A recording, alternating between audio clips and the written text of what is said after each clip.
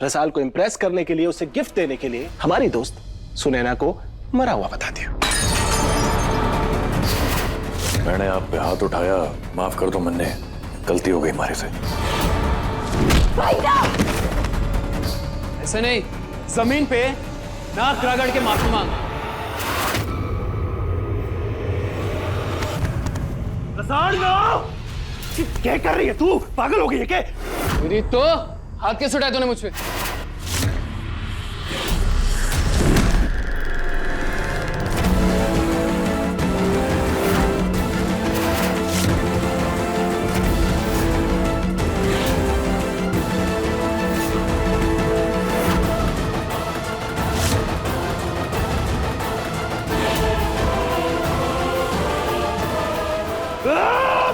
शिवा! शिवा! शिवा! शिवा नहीं, रुक जा। मेरी बहन को हाथ लगाने की सोची भी कैसे इसने? तूने जो बोला मैंने वो किया, उसके बावजूद भी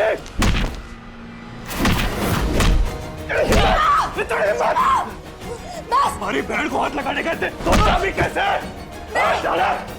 शिवा! हिम्मत कैसे हुई तारी? तो कोड़ी के नौकर दोनों के हाँ, हम दोनों आपके नौकर हैं, लेकिन फिर भी अगर हमारी बहन की तरफ कोई आंख उठा के देखेगा ना, तो एक बार नहीं, दो बार नहीं, बार बार उसका वही हाल करूंगा मैं। तो आंखें नोच लूंगा उसकी मैं।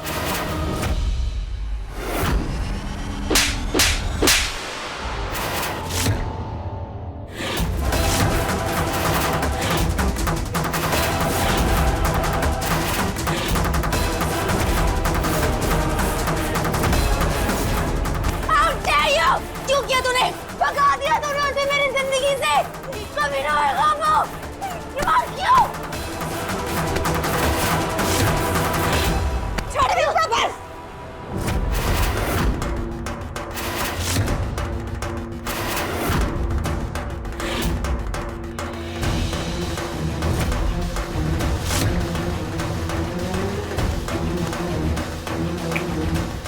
तूने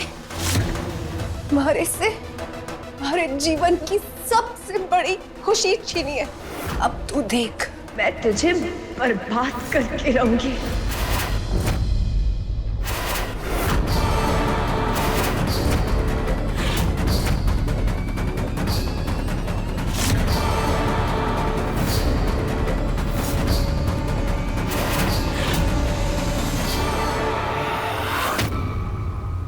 भाई साहब, आप राणा बापू साहब को छोटी मेम साहब की हरकत और उस लड़के के बारे में बताएंगे? आप जानते हो वो लड़का अच्छा ना है और ना ही छोटी मेम साहब के लायक है। आपको अभी भी ना लगता राणा बापू साहब को जाके सब सच सच बता देना चाहिए? ना लटो, मन ना लगता कि हमें राणा बापू साहब ने कुछ भी बताना चाहिए, क्योंकि आज छोटी मेम साहब उस लड़के के साथ अपने सारे संबंध खत्म करना चाहती थी। वो बस ये चाहती है कि जो चल रहा है वो एक अच्छे मोड़ पे आके खत्म हो। इसलिए उन्होंने मुझसे ये विनती करी कि मैं जाके उस सैंडी से माफी मांगूं। पर तूने देखा कि बात कैसे हाथ से निकल गई और बिगड़ गई। लेकिन अब ऐसे में जाकर राणा बापू साहब से सारी बात बताना, मुझे लगता है छोटी मेम साहब का भरोसा तोड़ने वाली बात हो जाएगी ना। मन्ने गलत लगे। भाई साहब, आप मरने समझाते हैं कि दिल से ना दिमाग से सोचो और कुछ नियम कभी ना तोड़ो, और आज आप खुद ही दिल से सोच रहे हैं। भाई साहब, मैंने छोटी मेम साहब के हाव भाव से बिल्कुल ना लगा कि वो उस लड़के से सारे संबंध तोड़ना चाहती है। मुझे ये भी ना लगा कि वो उस लड़के के चक्कर से बाहर निकली हैं। उल्टा मैंने तो लगा कि वो उस बदमाश के चक्कर में और भसती जा रही है। भाई साहब, जरा सोचो, कल को कुछ ऊंच नीच हो गई तो उस लड़के ने छोटी मेम साहब को बहका दिया और वो उसके साथ भाग गई तो क्या करोगे? आपने अपना पूरा जीवन राणा बापू साहब की इज्जत के लिए लगाया है। कल को उसी इज्जत पे कीचड़ उछलेगा तो क्या करेंगे आप? और फिर राणा बापू साहब को पता चला कि आप सब जानते हुए भी चुप थे तो क्या जवाब देंगे आप? इतने सालों का भरोसा टूट जाएगा। क्या आप इस बोझ के साथ जी पाएंगे?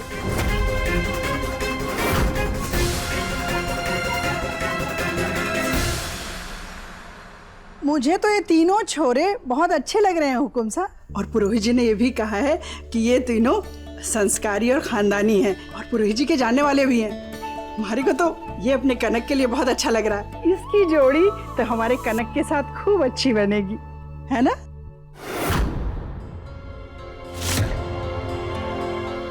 भाई साहब, घर वाले छोटी मीम साहब के लिए लड़का देख रहे हैं। क्या आप अभी भी सच नहीं बताएंगे उन्हें? कुछ भी कहो पूर्णिमा जी, मने तो यो छोरो जचरियो है। देखो ना, सकल से ही सौम्यता टपके है इसके, मने तो या भारियो है। मिर्ची ना लगे तो एक बात बोलूं जीजो साहब, इससे पहले कि पिछले लड़के वालों के साथ यहाँ जो कांड हुआ है उसकी खबर इन लड़के वालों के घर पे लग जाए, एक अच्छा लड़का पसंद कर लीजिए इनमें से और जल्दी से इनके घर खबर पहुंचवा दीजिए, तो चट मंगनी और पट ब्याह हो जाए।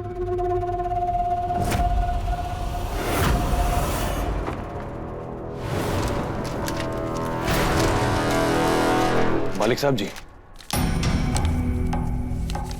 हाँ शिवा, सही समय पर आए हो है। कणक के खातर रिश्ता देख रहे हैं। तू भी फोटो देखकर बता कौन सा लड़का तेरे को जचता है। अब ये दिन आ गए हैं कि ये चाकरों से पूछ के हमारी छोरी के रिश्ते तय होंगे। राणा साहब जी, आपसे एक जरूरी बात करनी थी। मुंह सिल के क्यों खड़ा है, बोलना। जो बात मैं कहने वाला हूँ उसे कहने में हमारे मुंह से अगर कोई गलत शब्द निकल गया तो उसके लिए मैं आप सबसे पहले ही माफी मांगता हूँ। ये बात सुन के आप लोगों को दुख से ज्यादा धक्का लगेगा, पर आप सबका ये जानना बहुत जरूरी है। छोटी मेम साहब,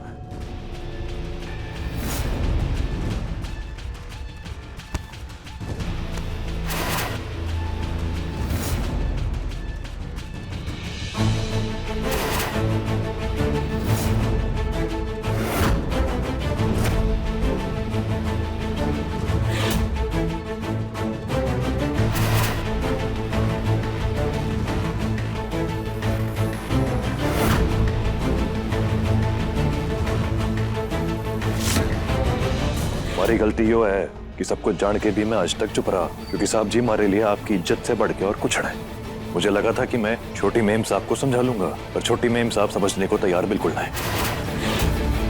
कोई और तूफान ना आ जाए, इसलिए आज मैंने मजबूरी में अपना मुंह खोला है। झूठा।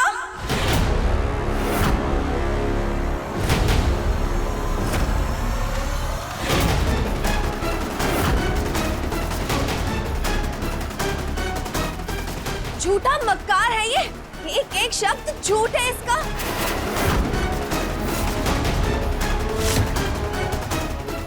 क्यों झूठ बोल रहा है शिवराज? हमारे घर वालों के सामने हमारी इज्जत खराब करना चाहता है। बाबा साहब के विश्वास का फायदा उठा रहा है। झूठा आप बोल रही हैं। ये मत भूलिए कि मैं भी उस वक्त वही थी जब आपके उस दोस्त ने भाई साहब को लाते मारी थी और नाक रगड़ के माफी मांगने के लिए कहा था। भाई साहब सच बोल रहे हैं। नहीं बाबा साहब, ये दोनों भाई बहन की जोड़ी मिलकर झूठ बोल रही है। मैंने नीचा दिखाने के लिए कहानियां बना रही है। बस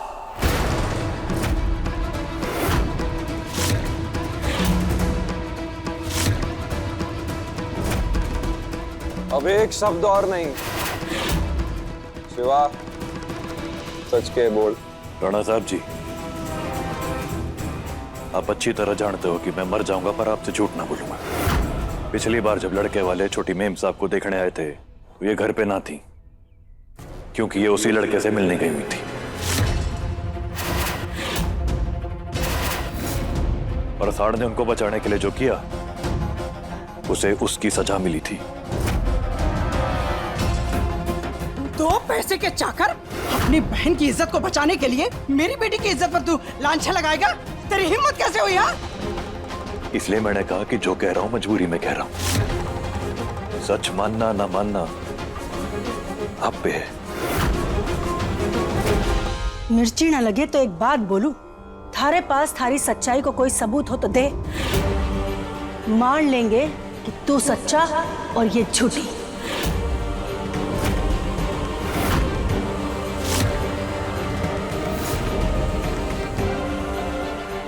राणा बापू साहब, सबूत है। आप छोटी मालकिन का फोन देख लीजिए, सारा सच सामने आ जाएगा।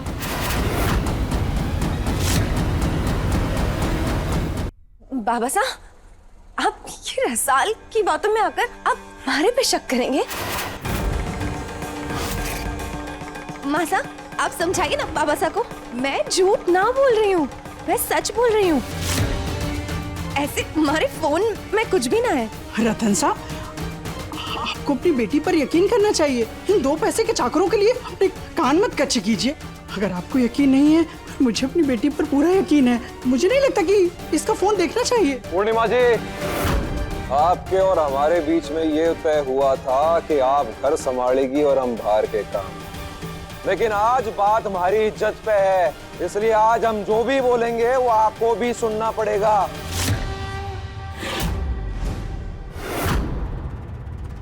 फोन दे गणक, फोन दे। खोल इसे, खोल। क्या करेंगे बाबा साहब फोन देखकर? सच्चाई जानी ना आपने तो सच्चाई ये है कि मैं एक सैंडी नाम के लड़के को पसंद करती हूँ और वो भी मुझे पसंद करता है। हमारे फोन में उसकी तस्वीर भी है और मैं उसी से शादी करूंगी बस।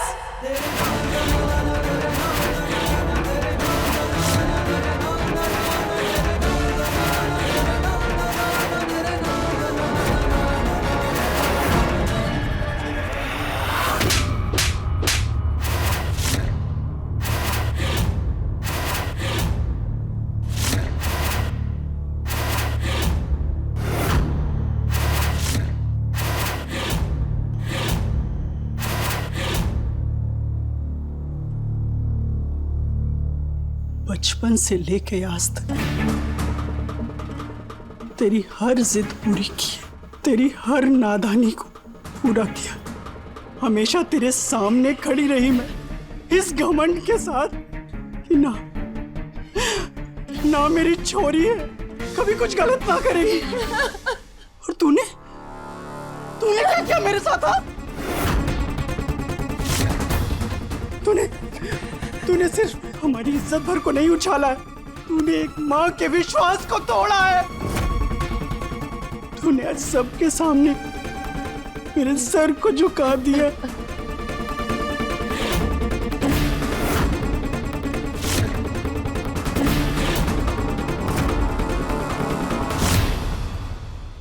मैं तुझे छोड़ूंगी ना,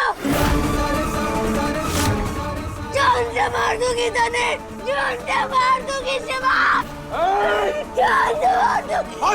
अब एक शब्द भी थारे मुंह से फूटा ना तो अपने बाबा सा का वो रूप देखेगी कणक की थारे रूह काम जाएगी। संभालो अपनी छोरी को। अगर आज ही ना संभली ना पूर्णिमा जी तो कल सारे खानदान के मान मर्यादा और संस्कार की मट्टी पलीट कर देगी। संभालो पूर्णिमा जी।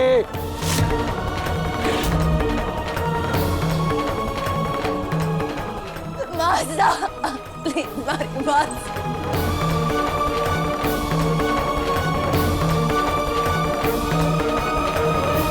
जिस थाली में खाया उसी में छेद करा तुमने।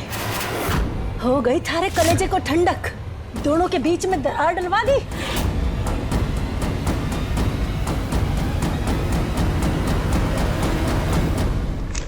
मासा हमारी बात सुनिए मासा। कि एक कमी रह गई थी हमारे प्यार में, जो तू अपनी माँ, अपने बाबू सा और अपने खानदान की इज्जत को मिट्टी में मिलाने में तुली हुई थी। यार इतना बड़ा झूठ, ऐसा धोखा। इससे पहले तू अपनी जगह रसाल को बिठा कर गई थी ना। समाज की उस बदनामी को अब तक झेल रहे हैं हम लोग। तुझ पर हम इतना भरोसा करते रहे और तू हमें ही बेवकूफ बनाती रही। मैं तुझे कभी माफ ना करूंगी। क्या किया मैंने ऐसा? क्या गलत किया है मैंने? हाँ, प्यार किया है ना किसी से, किसी को मार के काट के खेतों में तो ना गाड़ दिया। मैं सब पसंद करते हैं, हम दोनों एक दूसरे को बहुत पसंद करते हैं। सैंडी भी मुझसे बहुत प्यार करता है, शादी करना चाहते हैं हम। क्या गलत है? वो अच्छा लड़का है मासा, बहुत अच्छा लड़का है।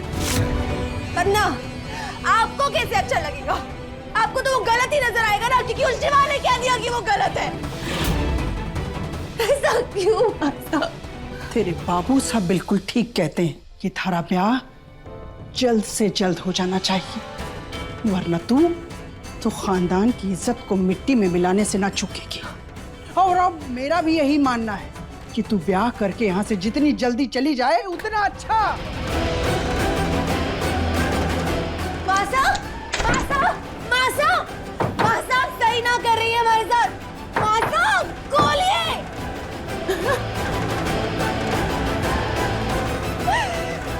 शिवा, जो आज तूने हमारे साथ किया है, कभी माफ ना करूंगी तुझे मैं, कभी भी ना।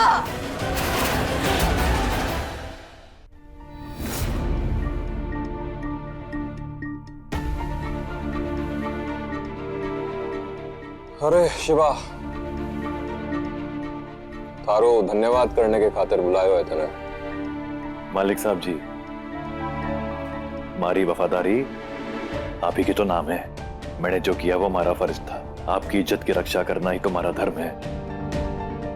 ना, आज तूने जो किया वो अपने फर्ज से भी ऊपर उठ के किया। आज ये बात अगर सबके सामने ना खुलती ना, तो भविष्य में इसके के घातक परिणाम हो सकते थे, ये सोच के भी मेरा मन घबरा जावे है। तूने कहा था ना वो छोरा कणक के लिए ठीक ना है। जी मालिक साहब जी, बल्कि मैंने तो कई और लड़कियों के साथ उसकी कुछ गलत तस्वीरें भी दिखाई थी छोटी मेम साहब को। सोचा उन्हें ये तस्वीरें देख के यकीन आ जाएगा, पर उन्हें अभी तो लोग कह रहे हैं कि प्रेम अंधा हो गए, और शायद इसलिए हमारी लाडो भी अच्छे बुरे का फर्क ना कर पा रही है। शिवराज जी, आज तूने अपनी ईमानदारी और वफादारी से हमारे ऊपर जो उपकार किया है, उसके बदले में एक और बड़ी जिम्मेदारी तारे कंधे पर डालना चाहूंगा मैं। जी मालिक साहब जी। जब तक कणक की शादी किसी अच्छे खानदान में ना हो जाती, तब तक वो थारी जिम्मेदारी है।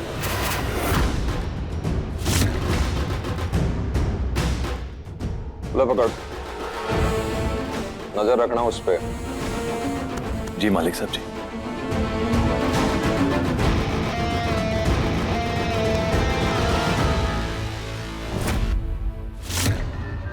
मिर्ची ना लगे तो एक बात बोलूं जीजो साहब,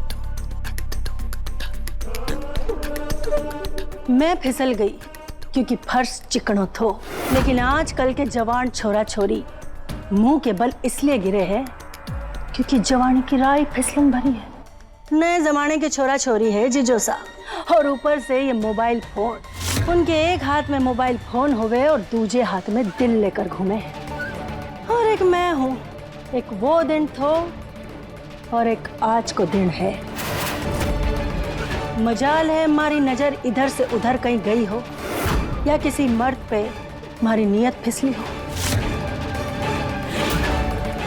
जितनी जल्दी हो सके लाडो रानी को विदा कर दो, वरना लड़की जात है, बदनामी होने में देर ना लगे।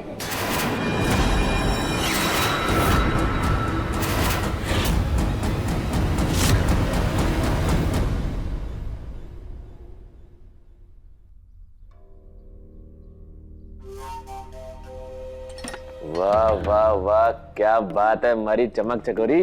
अरे आज तो ना कोई तीज है ना त्योहार है, तो फिर इतना जश्न क्यों मनाया जा रहा है? किसी अपने के आने की खुशी में। कौन अपना? समर का फोन आया था, बहुत जल्द आने वाला है। मैं इतनी खुश हो गई कि इतने सारे पकवान बना रही है। उस छोरे का घर आना किसी त्योहार से कम थोड़ी ना है। अरे मैंने तो सोच भी लिया है कि उसके लिए दुल्हन भी अपनी पसंद के ले आऊंगी। अरे इतनी उम्मीदें मत बढ़ा चकोरी, कहीं दिल ना टूट जाए। ये है कि वो आज का छोरा है, हो सकता है उसने अपने लिए कोई लड़की पसंद कर रखी है।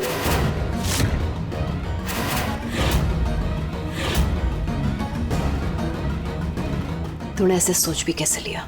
मारे से पूछे बिना वो खुलकर सांस भी ना लेता है। तूने सोचा कि मारे पीछे वो इतना बड़ा कदम उठाएगा और मन उसकी भनक भी ना लगेगी।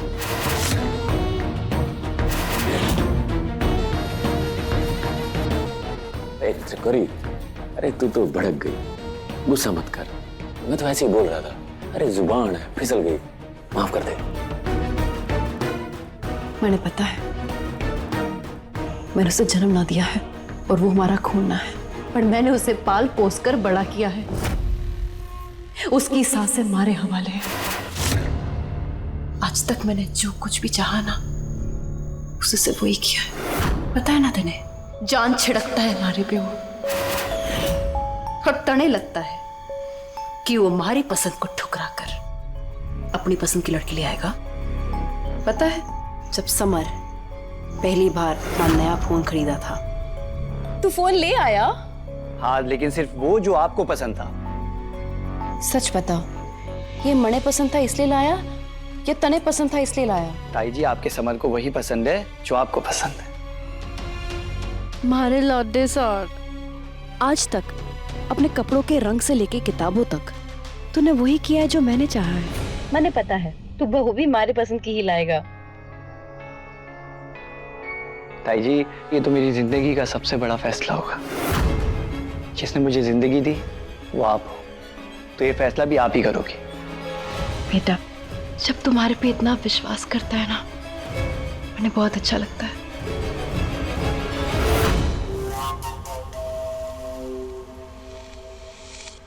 मुझे पता है समर अब बड़ा हो गया है, अपना फैसला खुद ले सकता है, लेकिन वो बदला ना है। अगर यकीन ना होता तो जब वापस आएगा आजमा लेना। समर हमारे प्यार को समझता है और हमारे प्यार के पीछे छुपा डर भी